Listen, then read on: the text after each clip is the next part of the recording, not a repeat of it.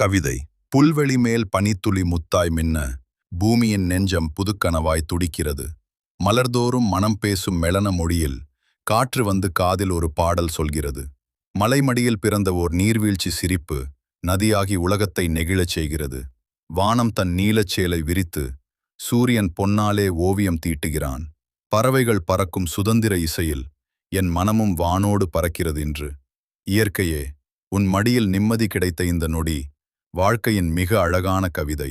இயற்கை ரசிகன், காலை பனித்துளி கண்களில் விழும்போதே என் மனம் சொல்லும், இன்றும் அழகுதான் உலகம். மலரின் மென்மை முகத்தில் தடவிக்கொண்டு மண்ணின் மனம் மூச்சில் நிறைந்தபடி நடக்கிறேன் நான்.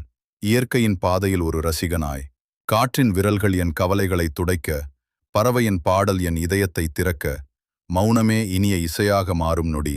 அங்கே நான், இயற்கை ரசிகன், மலையின் நெஞ்சில் சாய்ந்த வானத்தை பார்த்து, நதியின் ஓட்டத்தில் கனவுகளை விடுத்து, பூவின் சிரிப்பில் வாழ்க்கையை படித்து, ஒவ்வொரு காட்சியிலும் நான் கரைந்து போகிறேன்.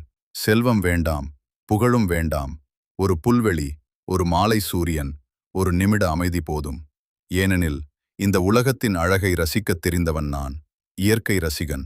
பசுமை பூமி, பசுமை போர்த்திய பூமி அம்மா, எங்களை தாளாட்டும் உயிர் தெய்வமா. மரங்கள் நிழலாய் மடியில் அணைத்து, மழைகள் பாடலாய் மனதை நனைத்து, பூக்களின் சிரிப்பில் புது உலகம் மலர, பறவைகள் இசையில் காலை பொழுது விழிக்க, மண் வாசம் சொல்லும் வாழ்க்கை பாடம், மனிதனுக்கு அது மிகப்பெரிய வேதம். வெட்டி வீழ்த்தாதே மரத்தின் உயிரை, மறக்காதே பூமிதான் நம் எதிர்காலத்தை. இன்று காப்போம், நாளை. இயற்கை சூழ்நிலை. கவிதை. மெல்ல விழும் மழைத்துளி, மண்ணின் தாகம் தீர்க்கும் நேரம். பச்சை இலைகள் சிரிக்கும்போது பூமி புதிதாய் பிறக்கிறது. காற்றின் இசையில் மரங்கள் ஆடும், குயிலின் குரலில் காலை விழிக்கும், நதியின் ஓசை நெஞ்சம் நனைக்கும். அமைதியே இயற்கையின் மொழியாகும். மனிதம் காக்கும் வரை இந்த மண் என்றும் பசுமையாய் வாழும் உலகம்.